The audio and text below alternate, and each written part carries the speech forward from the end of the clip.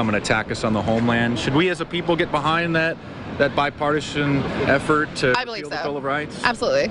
Absolutely. To make sure that we're safe. Absolutely. Oh, of course. They're in a little Let's go back to the second guy, the really creepy one, if you can. Cue that up, because I don't have time to play the whole 5-minute video. And again, I want to explain something. We've been to the same pier and done the same thing with Mark. We've gone to the trendy areas in Austin, the Hike and Bike Bridge and UT, and they're even dumber. They call for killing children up to age 3 if the parents want to, post-birth abortions. And then they have a whole bunch of national publications and local newspapers say that we basically lied and that didn't tell people what was on the petition. Bull. Bull. Bull. This is who you are, okay? This is who you are. Here's that clip of the really creepy guy. He has announced that he's going to repeal the Bill of Rights to help make sure that we can keep everybody safe here in the homeland. Is that the right decision? Should we get behind Obama to make sure that the ISIS threat doesn't rear its head here in America? Yeah, I would agree with that. Yeah. Yeah. I mean, end of day, yeah. You know, absolutely. I mean, Obama probably knows he's in a better position to know if we should repeal the Bill of Rights to keep everybody safe. So. Right. You would hope so. Right. Okay. Right. Wish I could give you more, but hey, he just knows what's best. That's whatever he said. I wouldn't say necessarily he knows what's best, but I think he's depending on an awful lot of people to he's got some insider information. Help him make the best decisions. Right. That's enough. Sometimes they might seem so from the See, this is the fake intellectual argument. I run people all the time. They're lazy. This guy watches Sports Center all day, and then he goes to work at his IRS job or his FBI job. I mean, that guy's a fed. I'll bet my pinky. Let's do a search. I mean, I'm here to tell you. Might even be in an intelligence agency. They go and put out their fake intelligence. They go out and do their little compartmentalized deal. They're yes men. They go to the top. And then anyone that they argue with, they just go, oh, I'm sure there's experts that know more than you. And then that trumps you. Just, oh, you know what, buddy? You didn't know that there hadn't been a call to repeal the Bill of Rights. They've just been doing it by piecemeal and doing it by fiat, by conquest. But remember, when they shut off the nuke in this country, let's play that clip. Prisoner who escaped ISIS captivity tells NBC they want something bigger than 9/11. When they shut off the nuke in Dallas, Cincinnati, Chicago, Denver, Council on Foreign Relations said that that's what they believe will be hit. They'd like to let everybody know who did the hitting. It's a little open brag, kind of like leaving the ace of spades when you carry out a knob. And I think they'll probably hit where they said, yeah. Let's go ahead. And once they hit us, can you imagine the sheeple? They'll be begging for anything. Let's go to that clip. Did the ISIS fighters seem worried by the U.S. bombing campaign? No, he was happy about it. Because he says being attacked by the U.S. meant that they were now just as important as that old American enemy, Al-Qaeda. They want to be better than Al-Qaeda, Islamic State. This is why they need to do something more brutal than the World Trade Center. When you saw the attacks in Paris, what did you think? What they are is a group of idiots being funded by the West on record and allowed to operate, and they just had a name change. Their leaders are Western intelligence assets. That's on record. And then now they're getting you ready for another attack in the U.S. Mark Dice, we're going to break in a moment. Appreciate you joining us. In fact, I'm going to skip this network break right now just to give you more time because I got you on late. You're not out there, because I've talked to you off air a lot, and we've talked on air about this, but I'm not putting words in your mouth, but I want you to elaborate. I don't take pleasure.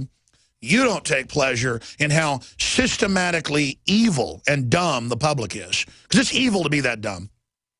When I started this series in the petition series a few years ago, the intent wasn't to actually get people to sign the petition. I never really thought that they would sign these petitions or agree with these insane claims that I was making, the Obama repealing the Bill of Rights idea. My idea was to actually get them to argue with me how crazy it was as I pretended to be a typical brainwashed Obama supporter. And I was stunned to find that the vast majority of the people were agreeing to the insane ideas. And so this is sort of a spinoff of my Obama petition to repeal the Bill of Rights that you saw a few years ago that you had on InfoWars. And so this one, I wanted to actually get the people's reaction. So for the audience, for the radio audience, they can't see, but I'm wearing an Obama t-shirt in the video. And it's clearly not edited in any sort of deceptive way. You can see that I'm mentioning repeal the Bill of Rights multiple times, 2 or 3 different times in the same conversation. So this isn't some Daily Show style editing trick where they're answering a different question. You can see the unedited footage where I'm mentioning it multiple times and reminding them. And this just goes to show that since I'm holding a microphone, it's a symbol of authority, it's a symbol of power, and I'm stating that Obama has done this, which, I mean, essentially he has, really. So, I mean, that's not really even a joke. It's not really deception. You're just overstating it to illustrate it.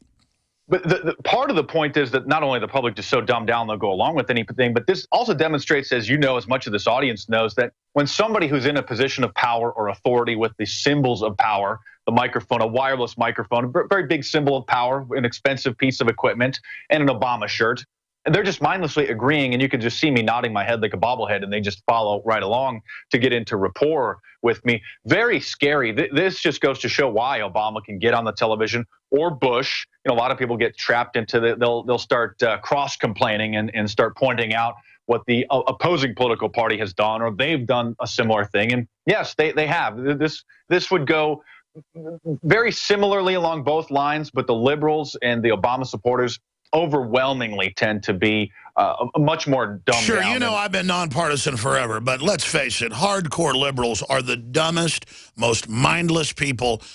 I mean, my dog is smarter than them. I mean, these people really are helpless victims, and they've been raised from birth in a trance state with television to be highly suggestible. Top magicians who are old have been on record saying that 50 years ago, they might find one person out of 20 that was highly suggestible. Now half the crowd, when they do the sampling before a show, are highly suggestible. These people are in a trance.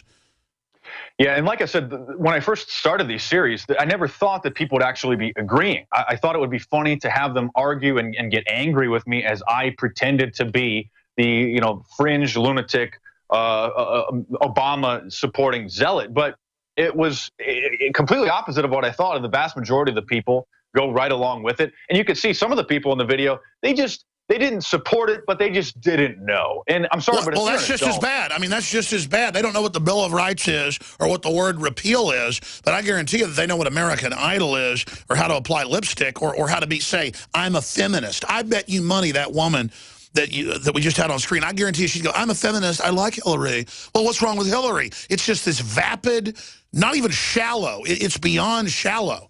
I mean, these people just have nothing inside their heads.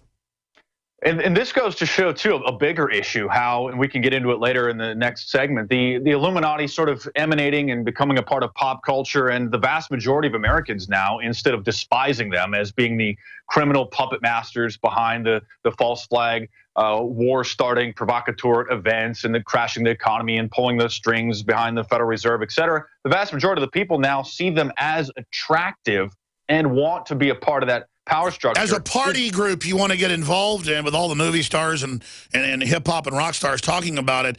And that was a plan. If you go back to professional wrestling, right after George Herbert Walker Bush gave his New World Order speeches, there was a big opposition to global government. They came out with Hulk Hogan and the New World Order, and they would make similar statements. And then I would get calls almost every broadcast going, you got that from the WWE or the WWF. And it just shows exactly what you're talking about, how they take something and make it pop.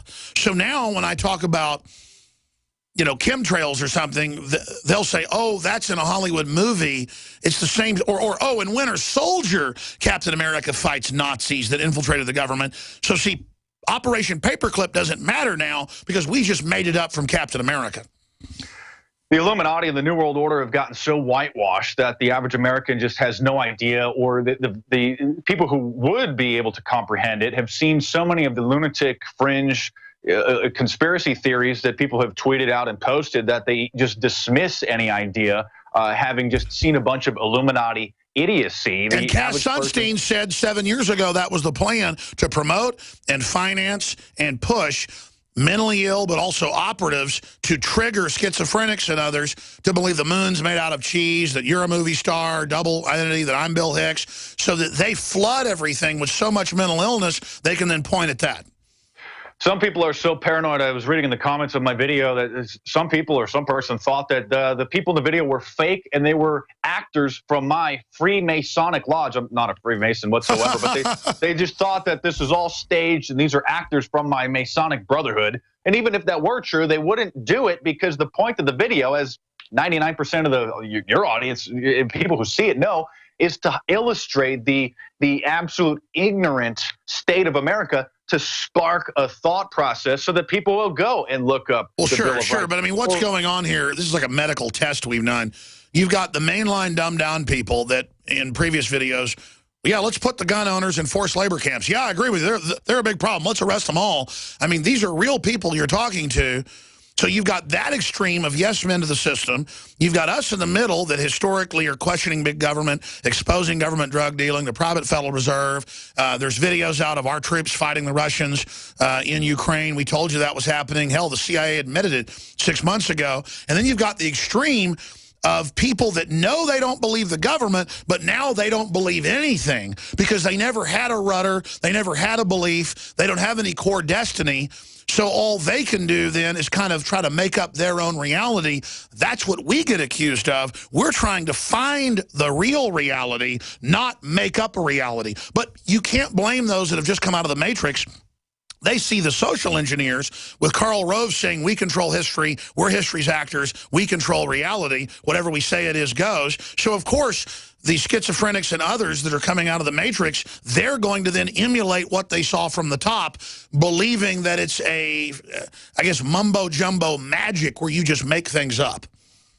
It just goes to show how detached people have become from reality, so distrustful, so paranoid that they don't know what to believe, and they believe nothing in a sense. You know, I mean, you have for years sent out a pocket constitution with any order from Infowars.com, just showing that you care about the Constitution, the Bill of Rights. Everybody who doesn't have one should get one. Read them. It's just that, you know, the first 10 amendments in it is the Bill of Rights, basically a simple 10 restrictions against a tyrannical government. Anybody could memorize them within a matter of minutes or after a few repetitions. But this has been supplanted, the importance of such issues, by the World Wrestling Entertainment now has had an outcome that the fans don't like. And now everybody's boycotting and threatening to cancel their WWE subscription. The deflated footballs is really the biggest conspiracy, and the cover-up, the biggest. Oh, that's right. They always, you know, George Orwell wrote in 1984,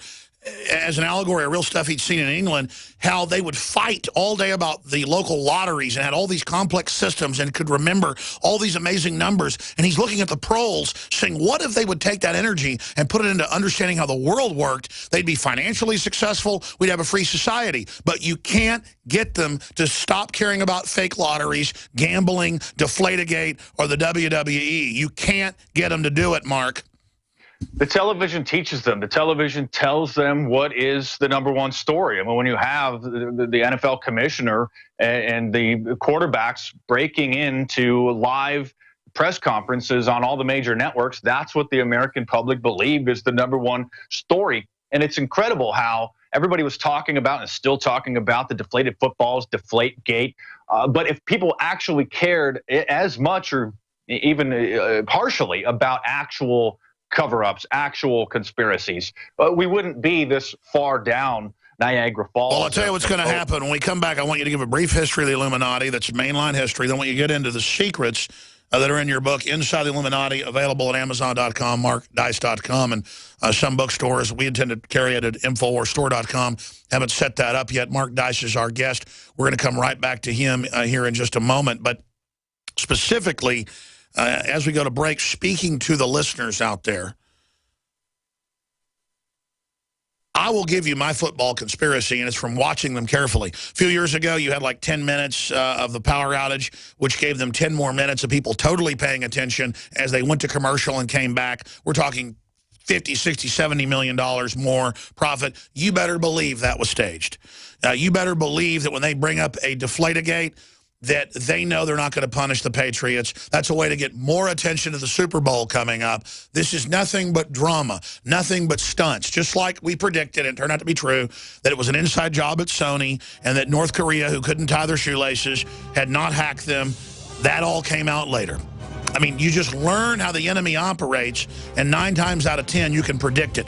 I'm going to get Mark Dice's take on that. Does he think this is an NFL conspiracy themselves, claiming the balls were deflated? Straight ahead. Because it's so important, isn't it? As Obama announces in the State of the Union plans to steal your education 401ks. That's not important, though. Deflategate is. Did he deflate those balls? We're on the march.